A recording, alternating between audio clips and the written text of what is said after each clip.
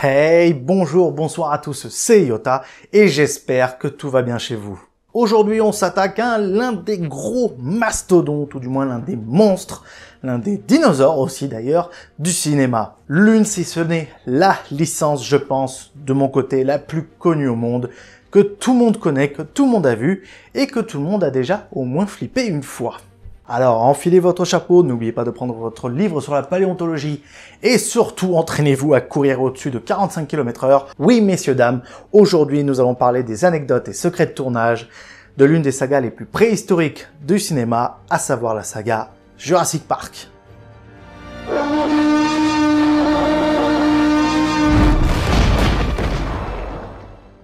Peut-être que vous ne le saviez pas, mais l'histoire du premier film n'est pas directement venue de la tête de tonton Spielberg, mais de la tête de l'auteur et scénariste américain Michael Crichton. Il faut savoir que Spielberg et Crichton sont proches, et alors qu'il rédigeait son nouveau roman, l'idée d'une adaptation au cinéma était de plus en plus vive dans leurs discussions. Lorsque le moment fut venu, l'auteur s'est bien évidemment tourné vers son ami et les studios Universal, qui ont racheté les droits de l'œuvre pour la coquette somme de 2 millions de dollars.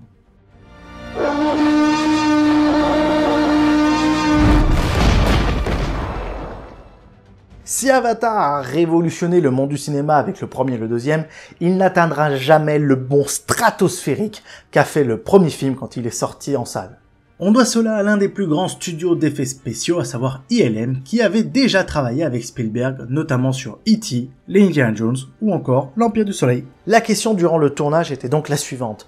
Comment réussir à transmettre du réalisme avec les dinosaures, qui sont un des points culminants et l'un des points importants du film? Steven et son équipe ont donc réfléchi à la manière de réaliser ce rêve.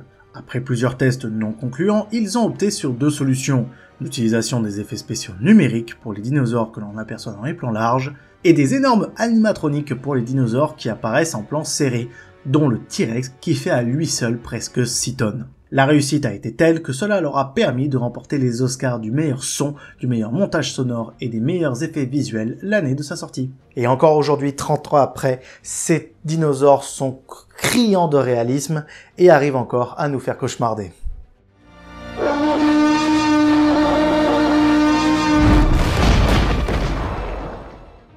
Continuons donc sur les effets spéciaux. Lorsque les membres des SFX ont réfléchi sur les cris des dinosaures, plusieurs idées ont tourné jusqu'à la solution qu'ils ont utilisée. Ils ont donc opté sur un mélange de cris émanant de différents animaux. Ainsi, le cri du vélociraptor est un mélange du cri de l'éléphant de mer, du dauphin et du morse. Le dilophosaure, quant à lui, reprend ceux du serpent à sonnette, du faucon, du singe hurleur et du cygne. Ou encore la star du film, le T-Rex, pousse un cri réunissant ceux du pingouin, du tigre, de l'éléphant, de l'alligator, ou encore l'aboiement d'un chien. Chien qui serait celui, d'après les infos, du chien de Spielberg. Vraiment, les chiens, ils ont une affaire avec le cinéma, hein. George Lucas pour Indiana Jones, avec son chien, Steven Spielberg avec Jurassic Park. C'est avec qui les prochains?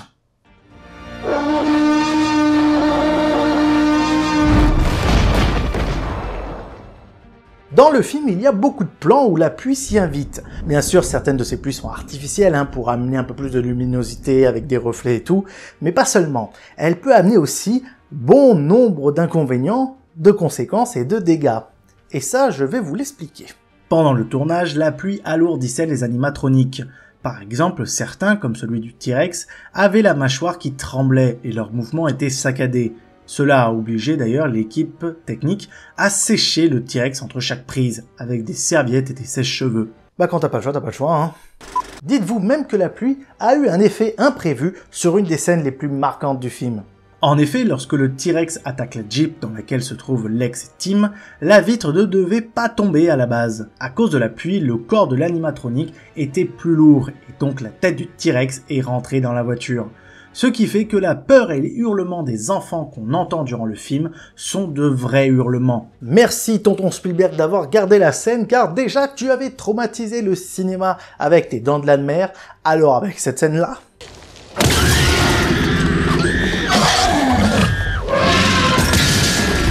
tu as traumatisé l'intégralité des enfants qui ont vu ton film.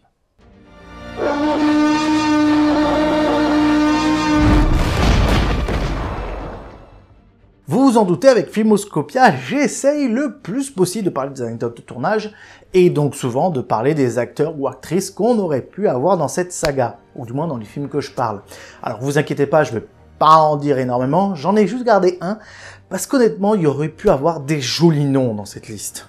Si on prend le cas du professeur Alan Grant, nous aurions dû avoir des acteurs comme Richard Dreyfuss, Kurt Russell, William Hurt, ou même encore le méconnu Harrison Ford. C'est finalement Sam Neill, premier choix de Steven Spielberg, qui sera choisi pour enfiler le chapeau du célèbre paléontologue. Vous imaginez si Harrison Ford il avait accepté? Non mais parce que, soyons très honnêtes, s'il avait accepté Jurassic Park, vous imaginez, il aurait été donc Han Solo dans Star Wars, Indiana Jones dans le truc du même nom, et il aurait été Alan Grant dans Jurassic Park. Il manque plus qu'à rajouter Marvel dans la liste bientôt, et ouais, il aurait les 3 plus grosses sagas. Allez, il aurait fait James Bond, il aurait vraiment le CV ultime. Mais là, déjà, honnêtement, bon, il a déjà un sublime CV, mais alors il aurait rajouté Jurassic Park. C'est comme Messi, il aurait vraiment, là, il aurait tout listé. Allez, ça c'est fait, on peut rentrer chez moi.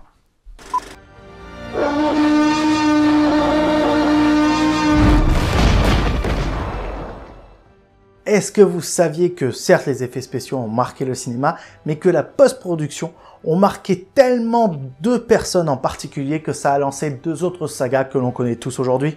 À la fin du tournage, Spielberg sait que son projet va bien finir. Alors il part réaliser son prochain succès, à savoir la liste de Schindler, et supervise la post-prod de Jurassic Park avec un copain bien connu de tout le monde, un certain George Lucas. L'avancée des prouesses technologiques constatée par le réalisateur le motivera à lancer son prochain projet, à savoir le préquel de la saga qu'il avait commencé, à savoir Star Wars, regroupant donc les épisodes 1 à 3. Et comme une avancée en avance une autre, un autre réalisateur sera bluffé par toutes ces prouesses et se lancera donc à la création d'une saga fantastique qui lui amènera plusieurs Oscars. Et oui, messieurs, dames, ici on parle du réalisateur néo-zélandais Peter Jackson avec sa propre trilogie adaptée de l'univers de Monsieur Tolkien en personne, à savoir Le Seigneur des Anneaux.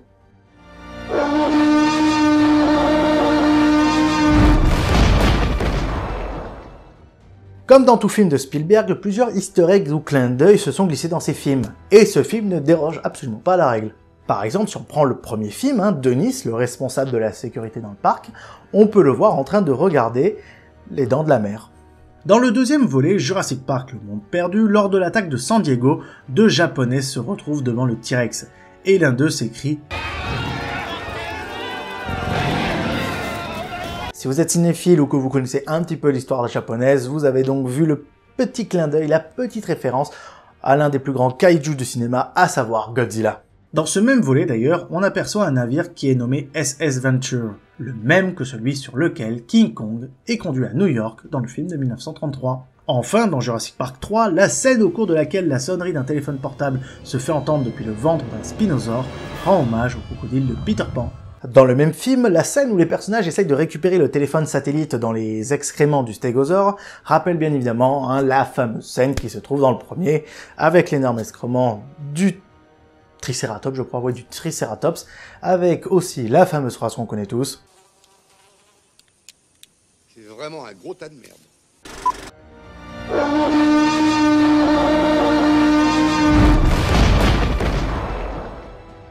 On arrive pour moi sur une des scènes qui, je pense, s'approche pour moi du top 10 des scènes les plus marquantes du cinéma à l'heure actuelle. Et dites-vous que cette scène a été inspirée par le groupe Earth, Wind and Fire. Vous imaginez? Alors j'imagine que non, mais avec les explications, vous pouvez très vite comprendre de quoi je parle. Reconstitution de la scène.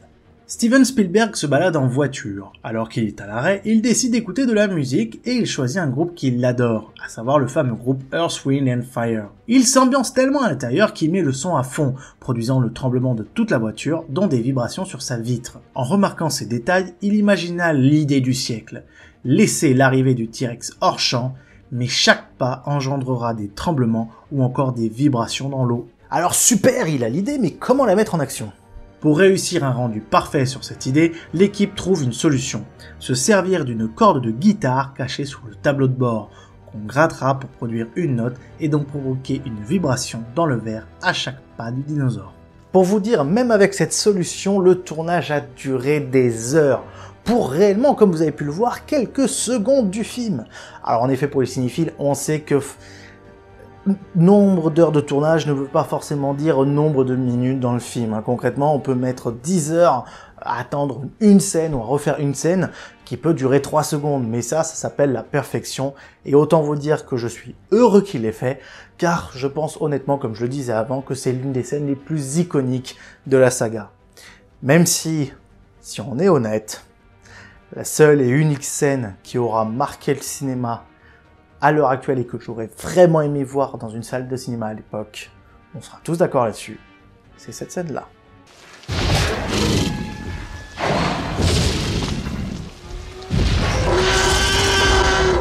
Putain, j'en ai marre d'avoir toujours raison. Voilà, c'est la fin de la vidéo. Merci à tous de l'avoir regardé. J'espère que ça vous a plu, parce que franchement, j'adore Jurassic Park. Même les 3 derniers, les Jurassic World, je dois avouer que j'ai plutôt bien aimé.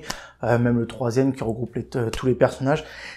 Voilà, c'est mon petit péché mignon, les dinosaures. J'ai toujours adoré ça. Et puis vraiment, comme je vous dis, c'est au niveau effets spéciaux quand tu reviens à l'époque. Mais les coups de poing que tu prenais dans la gueule quand tu allais le voir au cinéma, je pense...